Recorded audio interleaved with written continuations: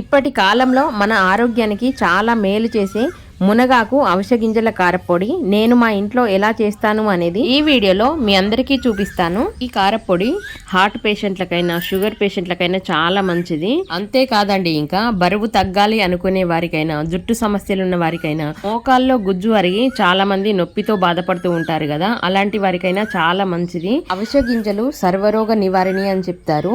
మన శరీరంలో వచ్చే చాలా రకాల రోగాలకు అవిసె గింజలు చాలా మేలు చేస్తాయి. ఈ కారపొడి డైలీ మన దినచర్యలో అలవాటు చేసుకుంటే చాలా మంచిది.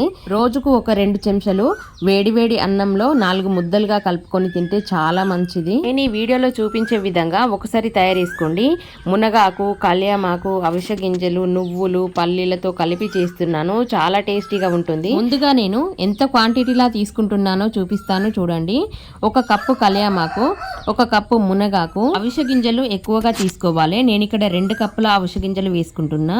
నల్ల నువ్వులు తీసుకుంటే బాగుంటుంది. నా దగ్గర లేక నేను తెల్ల నువ్వులు వేసుకుంటున్నా. 1 కప్పు తెల్ల నువ్వులు, 1 కప్పు పల్లీలను ఇంకా తీసుకుందాము. వీటిని మొత్తం ఇంకా సన్నపు సెగ మీద లో ఫ్లేమ్లో వేపాలి.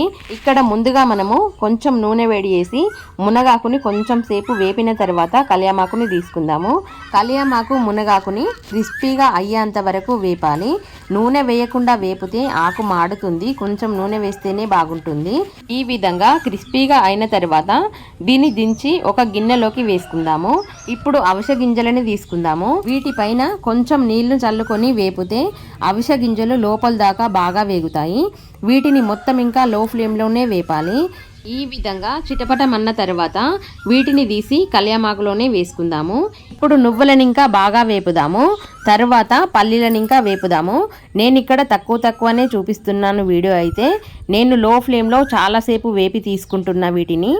ఇప్పుడు కొంచెమంత నూనె వేసి పొట్టు తీయకుండా ఎల్లిపాయలని వేసుకోవాలి. కొంచెమంత జీలకర్ర, ధనియాలు, మెంతులు, ఇలాచి, లవంగాలను ఇంకా వేసుకుందాము.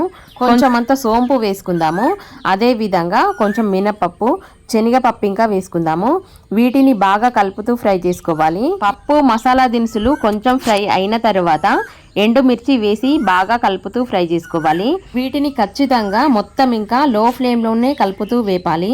ఎక్కువ పెట్టి వేపినామంటే మాడు వాసన వస్తుంది. ఖచ్చితంగా లో ఫ్లేమ్లోనే వేపండి. ఇప్పుడు మనం తినేదాన్ని బట్టి ఉప్పుని ఇంకా వేసుకుందాము. చూడండి, కళ్యామాకు, ఎండుమిర్చి ఎంత బాగా వేగినాయో. దీంట్లోకి కారం అవసరం లేదు. ఇంకా మీరు తినేదాన్ని బట్టి ఎండుమిర్చినే వేసుకోండి.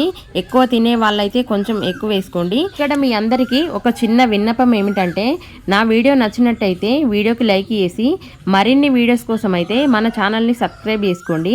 మన ఛానల్ పేరు ఏకే సరితా కుక్స్. నేను పెట్టే ప్రతి వీడియో మీకు నోటిఫికేషన్గా రావాలంటే గంట సింబల్ని అయితే ప్రెస్ చేయండి. ఈ వీడియోపై మీ అభిప్రాయాన్ని ఒక చిన్న కామెంట్ చేసి నాకు తెలియజేయగలరు. నా వీడియో చూస్తున్న వాళ్ళందరికీ ధన్యవాదాలు. కొంచెంగా మిక్సీ గిన్నెలో వేసి బాగా మెత్తగా అయ్యేంత వరకు పొడి చేసి తీసుకుందాము. ఈ విధంగా మెత్తగా పొడి పట్టిన తర్వాత ఒక గాజు సీసాలో వేసి స్టోర్ చేసుకోవాలి. దీన్ని ఫ్రిడ్జ్లో పెట్టుకున్నా బాగుంటుంది. బయట పెడితే కొన్ని రోజులకు ముక్క వాసన వస్తుంది. ఈ విధంగా ఒకసారి తయారు చేసుకోండి, చాలా బాగుంటుంది. వీడియో నచ్చితే ఖచ్చితంగా లైక్ చేసి కామెంట్ చేయడం మర్చిపోకండి.